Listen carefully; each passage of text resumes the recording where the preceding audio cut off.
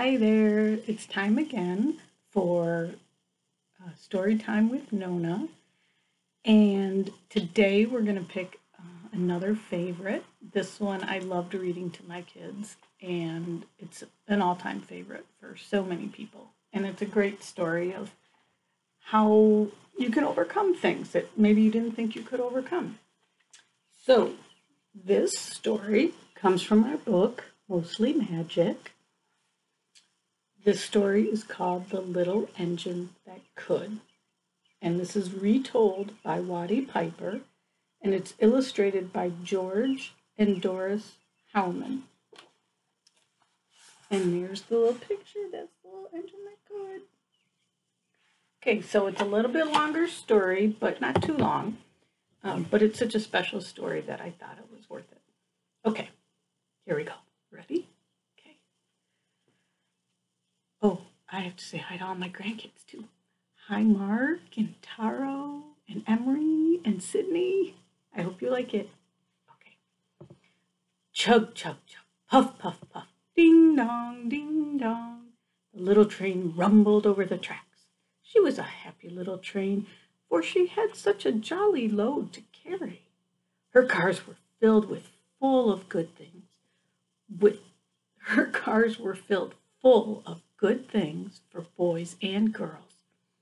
There were toy animals, giraffes with long necks, teddy bears with almost no necks at all, and even a baby elephant. Then there were dolls. Dolls with blue eyes and yellow curls, dolls with brown eyes and brown bobbed heads, and the funniest little toy clown you ever saw. And then there were cars full of toy engines, airplanes, tops, jackknives, picture puzzles, books, and every kind of thing boys or girls could want. But that was not all. Some of the cars were filled with good things for boys and girls to eat. Big golden oranges and red-cheeked apples, and bottles of creamy milk for their breakfast, fresh spinach for their dinners, peppermint drops, and lollipops for after-meal treats. The little train was carrying all of these wonderful things to the good little boys and girls on the other side of the mountain. She puffed along merrily. Then all of a sudden, she stopped with a jerk. She simply could not go another inch. She tried and she tried, but her wheels would not turn. Oh, what were all those good little boys and girls on the other side of the mountain going to do without the wonderful toys to play with and the good food to eat? Here comes a shiny new engine, said the funny little clown who jumped out of the train. Let us ask him to help us.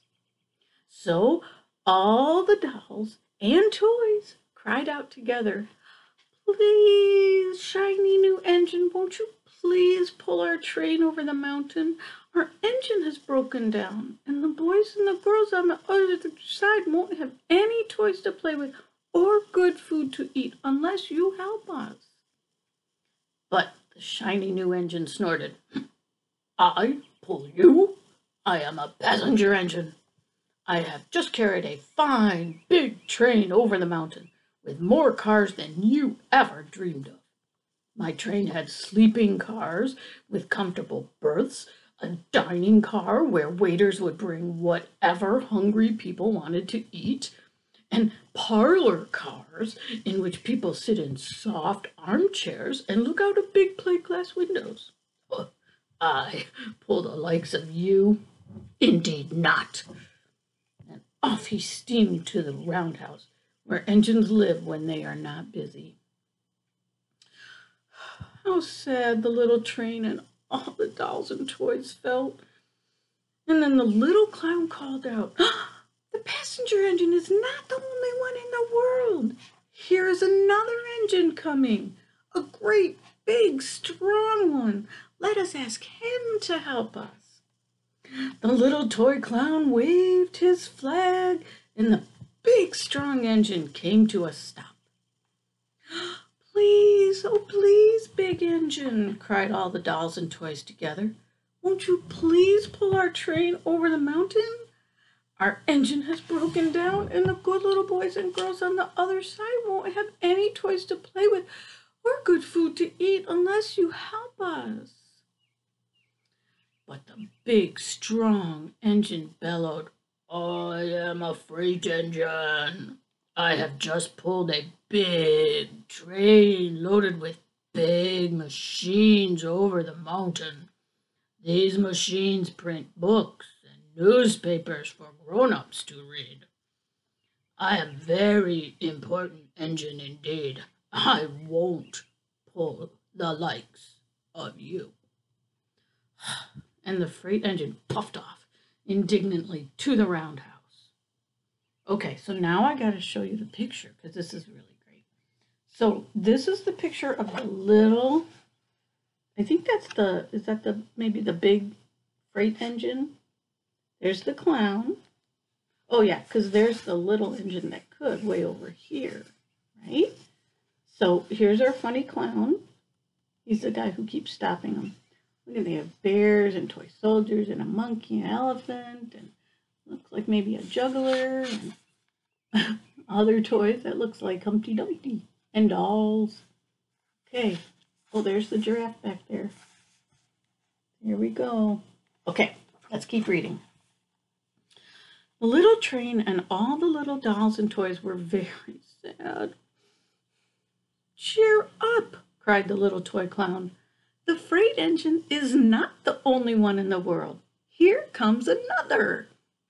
He looks very old and tired, but our train is so little. Perhaps he could help us."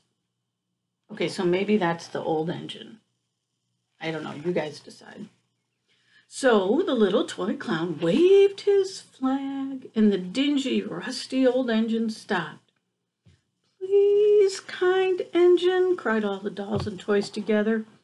"Won't you please pull our train over the mountain? Our engine has broken down and the boys and girls on the other side won't have any toys to play with or good food to eat unless you help us." But the rusty and old engine sighed. "I am so tired. I must rest my weary wheels. I cannot.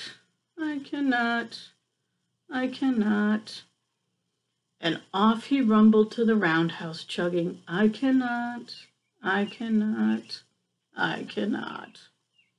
Then indeed the little train was very, very sad, and the dolls and toys were ready to cry. But the little clown called out, "Here is another engine coming, a little blue engine, a very little one. Maybe she will help us." I have a good feeling about this one. The very little engine came, chugging merrily along. And when she saw the toy clown's flag, she stopped quickly. "What is the matter, my friends?" she asked kindly.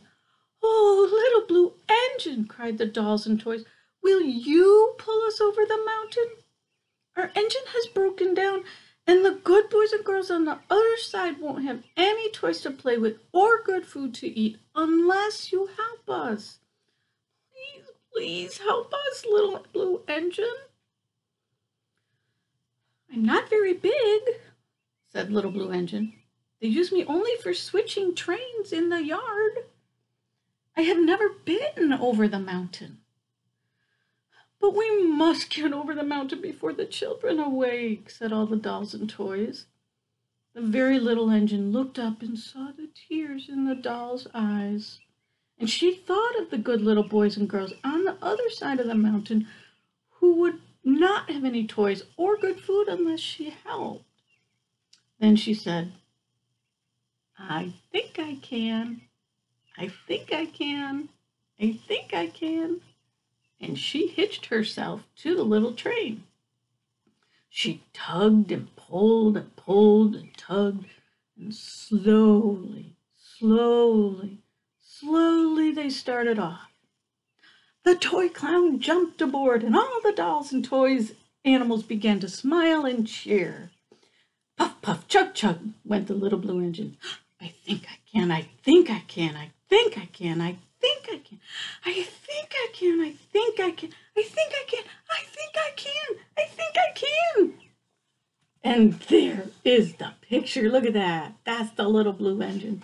And you can see there's a clown jumping on board. Look.